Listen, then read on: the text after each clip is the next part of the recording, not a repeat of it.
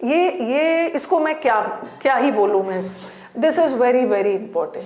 जैसे आप जब आप स्कूल डेज में रहते हो तो आप जो पॉइंट इंपॉर्टेंट होता है ऐसे ऐसे वेरी वेरी लिख देते हो ना, this is very important.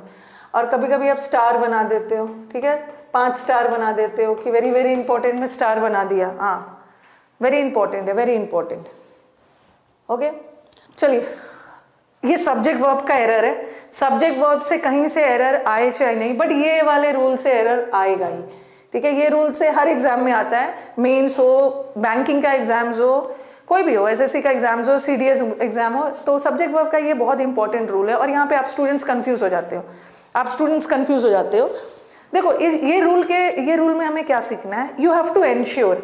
Ensure का मतलब क्या होता है, you have to make sure, okay, you have to ensure that the verb is according to the main subject, ठीक है। आपको ये सुनिश्चित करना है कि जब आप सब्जेक्ट वर्ब पढ़ते हो ना, सब्जेक्ट वर्ब आपने पढ़ा है तो सब्जेक्ट ने एग्रीमेंट किससे किया है, वर्ब से किया है। वर्ब लगाते समय हमें किसको देखना है, हमें मेन सब्जेक्ट को देखना है। कई बार क्या होता है कि हम मेन सब्जेक्ट और क्वालिफायर में कंफ्यूज हो जाते हैं।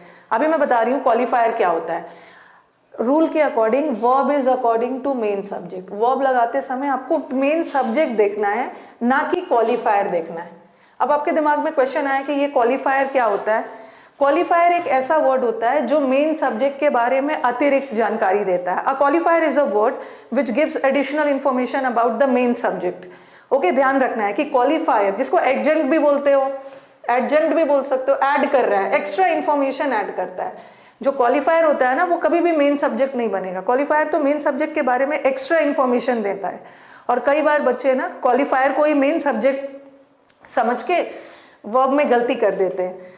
एग्जाम्पल्स के थ्रू और भी क्लियर हो जाएगा। तो बस याद रखना है कि वर्ब लगाते समय आप मेन सब्जेक्ट देखिएगा, क्वालिफायर को मत देखिएगा। पहला सेंटेंस देखो, the box of Nestle's chocolates is और आर मिसिंग। चलो बताओ, the box of Nestle's chocolates. तो आपको लगेगा कि इतने सारे चॉकलेट्स है ना, इतने सारे चॉकलेट्स है, तो आपको लगेगा आर लगा दिया जाए, लेकिन आंसर इज है, क्योंकि इस सेंटेंस का मेन सब्जेक्ट क्या है, मिसिंग क्या है, मिसिंग चॉकलेट्स नहीं है, मिसिंग तो चॉकलेट्स की बॉक्स है। इस सेंटेंस का मेन सब्जेक्ट है box, this is the main subject. किसकी बॉक्स? अब मेन सब्जेक्ट के बारे में एडिशनल जानकारी दी जा रही है, और मेन सब्जेक्ट के बारे में एडिशनल जानकारी देने वाले वर्ड को हम क्वालिफायर बोलते हैं। क्वालिफाई कर रहा है मेन सब्जेक्ट, क्वालिफायर हमेशा एडिशनल अतिरिक्त जानकारी देता है। किसकी बॉक्स? चॉकलेट्स की। तो आपको कंफ्यूज नहीं होना है, हमारा मेन सब्जेक्ट बॉक्स है, बॉक्स सिंगुलर है, और चॉकलेट्स तो क्वालिफायर है, क्वालिफायर प्लूरल है। हमारा क्वालिफायर सिंगुलर हो या प्लूरल हो, हमें उससे मतलब है ही नहीं, हमें तो मेन सब्जेक्ट देखना है। मेन सब्जेक्ट सिंगुलर है तो इज, बट यहाँ पे देखो मेन सब्जेक्ट प्लूरल है। अभी तो मैंने छोटा एग्जाम्पल दिया है, लेकिन फिर लेंदी एग्जाम्पल्स लिया है। बॉक्सेस, यहाँ पे चॉकलेट्स भी बहुत सारे हैं, बॉक्सेस भी बहुत सारे, तो आंसर इज यहाँ आर हो जाए, आर हो जाए। चलिए थर्ड वाले का बताइए, decoration of the rooms is और आर ब्यूटीफुल। इज क्यों लगाया, इज क्यों लगाया? इतने सारे रूम्स है ना, इतने सारे रूम्स है, आपको आर लगाना चाहिए था ना, बट फिर भी आप इज लगा रहे हैं, क्यों? क्योंकि हम लोग क्या करते हैं ना, सेंटेंस देख के आप कंफ्यूज होने लगते हो, आपको लगेगा इतने सारे रूम्स है तो आर लगा दो, बट रूम्स मेन सब्जेक्ट है ही नहीं, रूम्स तो क्वालिफायर है। मेन सब्जेक्ट क्या है? ब्यूटीफुल क्या है? ब्यूटीफुल, रूम्स ब्यूटीफुल नहीं है, रूम का डेकोरेशन ब्यूटीफुल है। तो इस सेंटेंस का मेन सब्जेक्ट क्या है? डेकोरेशन। Main subject decoration. किसका डेकोरेशन? रूम्स का डेकोरेशन। रूम्स क्वालिफायर है, हमारा क्वालिफायर प्लूरल है, हमारा क्वालिफायर सिंगुलर हो या प्लूरल हमें उससे मतलब ही नहीं है। मेन सब्जेक्ट चाहे वो एक रूम का डेकोरेशन है, if it is the decoration of so many rooms, but still the main subject is decoration, and decoration is singular, so it should be is, it should. हाँ, और एक चीज और है, आप छोटा सा एक चीज को ध्यान दे सकते हो कि जब भी आपको दिक्कत हो, कंफ्यूजन हो मेन सब्जेक्ट और क्वालिफायर डिसाइड करने में, तो आप प्रेपोजिशन का सहारा ले सकते हो। ठीक है, प्रेपोजिशन का सहारा ले सकते हो। देखो, जब भी प्रेपोजिशन आ गया तो मेन सब्जेक्ट, यहाँ पे प्रेपोजिशन कौन सा है?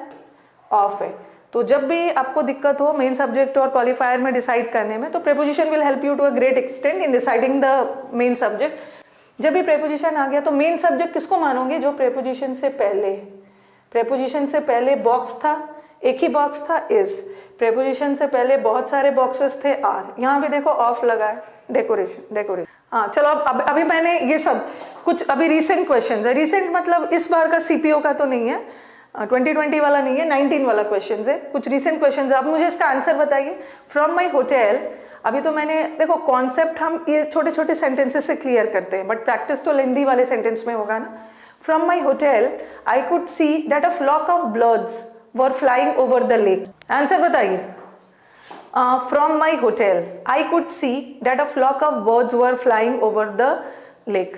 पहले तो मुझे बताओ, ये सब चीजें सीखना है। Subject verb is a very very important chapter when it comes to any competitive exams. Subject verb से बहुत सारे एरर्स आते हैं। इस सेंटेंस का हम पोस्टमार्टम करते हैं। पहले तो मुझे बताओ कि इस सेंटेंस में कौन सा सब्जेक्ट है। देखो देखो यहाँ पे एक वर्ब है, कुड सी एक वर्ब है ना, ये ऑक्सिलरी और ये मेन है। और दूसरा वर्ब कौन सा है, यहाँ पे एक वर्ब है। और हर स्टूडेंट को पता है कि जब भी सेंटेंस में वर्ब आ गया, हर वर्ब का अपना सब्जेक्ट होता है, ठीक है, हर वर्ब का अपना सब्जेक्ट होता है। तो आई कुड सी जो ये वर्ब है, इसका सब्जेक्ट कौन है, इसका सब्जेक्ट कौन है, आई है, आई, ठीक है, आई के साथ सब्जेक्ट लगा हुआ है, ठीक है।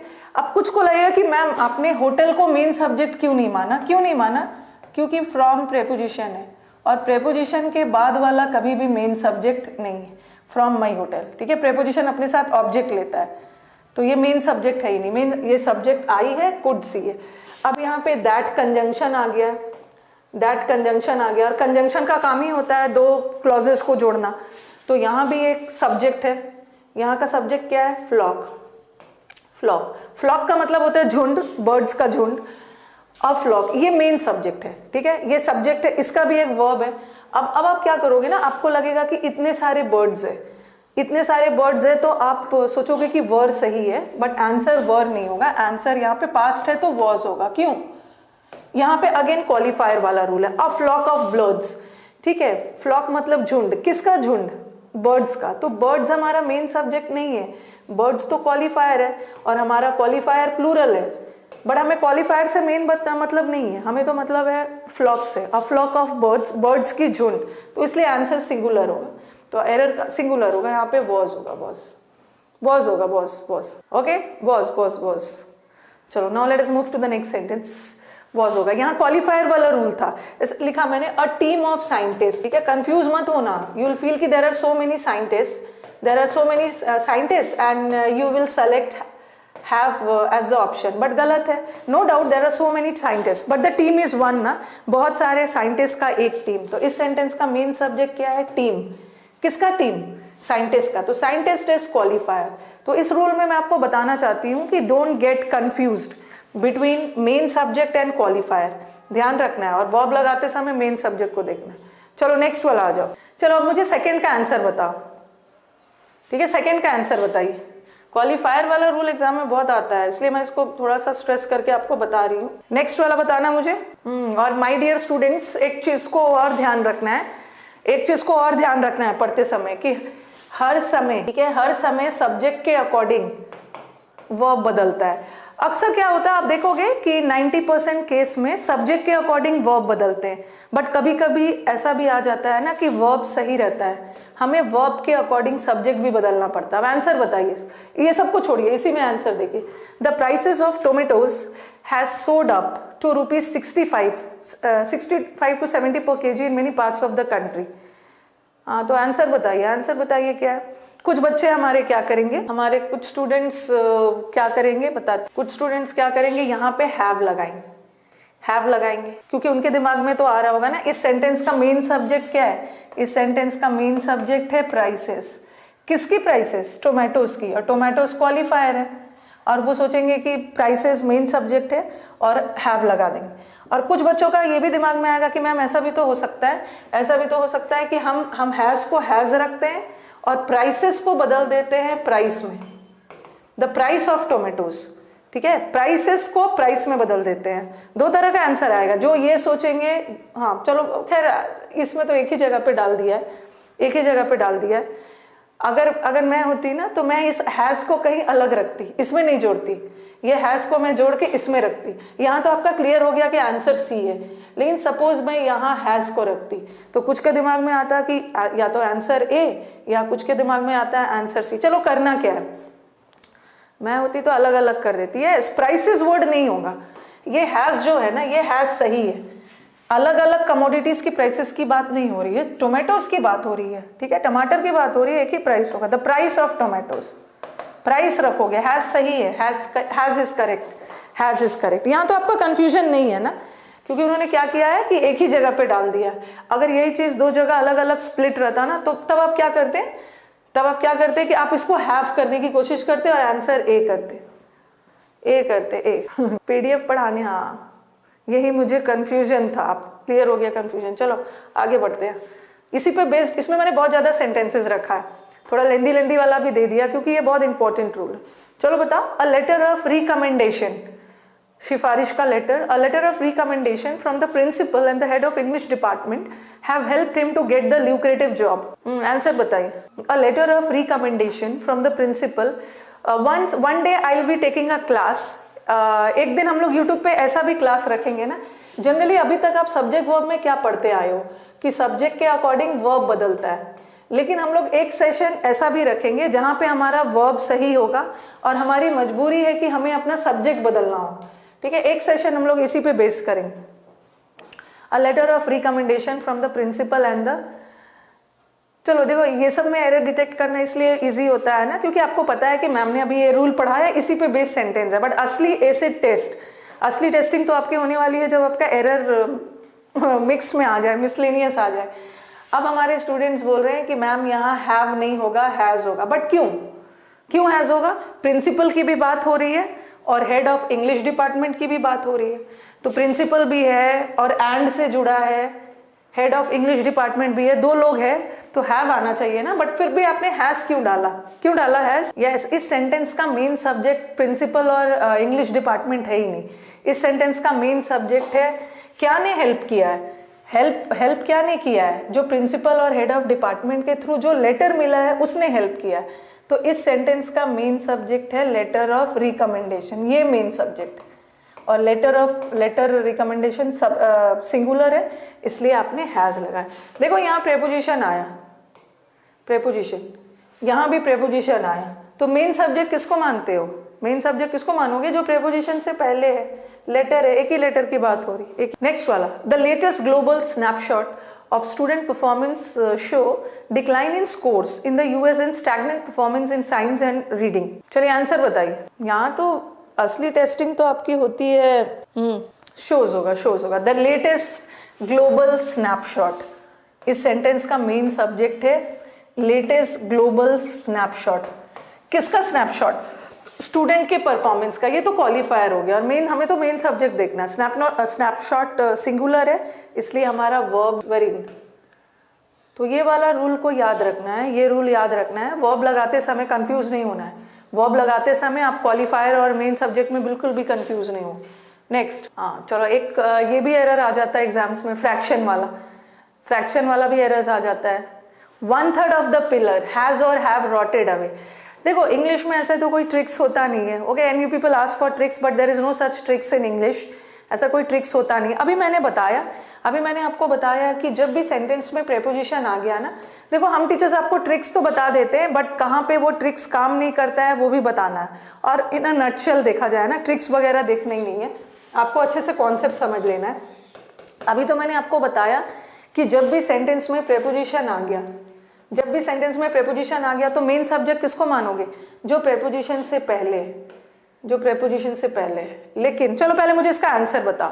1/3 ऑफ द पिलर हैज या हैव, हैज या हैव? यहाँ पे 1/3 ऑफ द पिलर हैज। अब मुझे बताओ कि आपने किसको देखकर हैज लगाया? आपने किसको देखा? अरे ये सब बातें नहीं करती, आप मेरे भगवान हो, आप, मैं इंसान हूँ। आपने, हाँ जैसे कुछ बोल रहे हैं, गुलशन बोल रहे हैं हमने 1/3 को देखा, हमें 1/3 को देखना ही नहीं। यहाँ पे वो ट्रिक काम ही नहीं आएगा कि किसको देखना है, जो प्रेपोजिशन से पहले है, आपने हैज लगा दिया। और यहाँ भी तो आप बोलोगे कि मैम यहाँ भी तो प्रेपोजिशन से पहले 1/3 है तो यहाँ भी हैज लगना चाहिए, बट यहाँ आंसर हैव है। क्यों? ये सब ट्रिक वगैरह नहीं लगाना है, प्रेपोजिशन वाला ट्रिक देखना है। अब बस ध्यान रखो, इसमें हम 1/3 को, 2/3 को मेन सब्जेक्ट नहीं मान सकते हैं। क्यों? किसी भी फ्रैक्शन को, ठीक है, किसी भी फ्रैक्शन को, परसेंटेज को मेन सब्जेक्ट नहीं मान सकते हैं। क्यों? सबसे पहले एक दो चीजें आपको सीखनी है। इसको मैं मेन सब्जेक्ट इसलिए नहीं मान सकती ना इसको मैं मेन सब्जेक्ट इसलिए नहीं मान सकती हूँ, किसी भी वर्ड को सब्जेक्ट बनने के लिए क्या होना है, नाउन या प्रोनाउन। और सबसे पहले और एक चीज याद रखना, कभी भी फ्रैक्शन और परसेंटेज मेन सब्जेक्ट होता ही नहीं है। मेन सब्जेक्ट होने के लिए उसको होल नंबर होगा, होल नंबर होना होगा, ठीक है, होल नंबर होना होगा, इसलिए मैं इसको मेन सब्जेक्ट मानूंगी भी नहीं। और मेन सब्जेक्ट होने के लिए नाउन या प्रोनाउन है, बट 1/3 नाउन या प्रोनाउन है ही नहीं। ये 1/3 क्या है, ये 1/3 क्या है, 1/3 का पार्ट ऑफ स्पीच क्या है, 1 और 3rd, इसका पार्ट ऑफ स्पीच क्या है, ये न्यूमरल एडजेक्टिव है, ठीक है, 1/3 एडजेक्टिव है, न्यूमरल एडजेक्टिव। और एडजेक्टिव तो मेन सब्जेक्ट होगा ही नहीं, मेन सब्जेक्ट होने के लिए तो नाउन या प्रोनाउन होना होगा, ठीक है। तो ये मेन सब्जेक्ट नहीं है, मेन सब्जेक्ट पिलर है, और एक ही पिलर है तो हैज।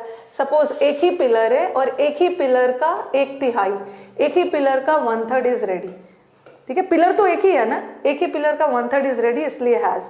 और इसको सब्जेक्ट नहीं मान सकते हैं, कभी भी फ्रैक्शन और होल नंबर सब्जेक्ट नहीं होता है।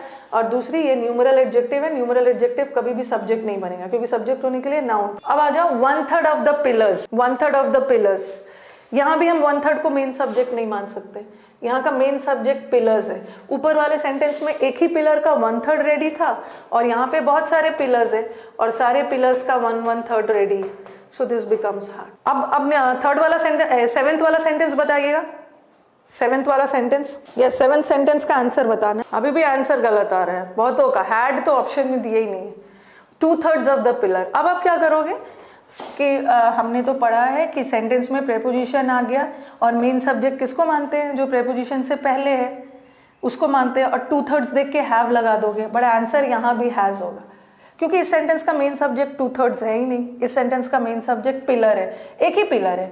यहाँ पे एक ही पिलर का 1/3 रेडी था और यहाँ एक ही पिलर का 2/3 रेडी है, 2/3 रेडी है, बट पिलर तो हर जगह एक ही है ना, एक पिलर है हैज, बहुत सारे पिलर्स है हैव, और एक पिलर है हैज।